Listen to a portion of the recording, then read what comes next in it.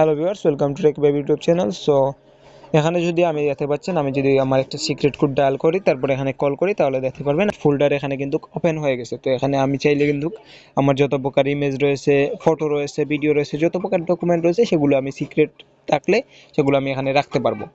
তো এর জন্য কি করবেন, আপনার সবার প্রথম গুগল প্লে স্টোরে চলে যাবেন। এখান থেকে গুগল প্লে স্টোরে যাওয়ার পরে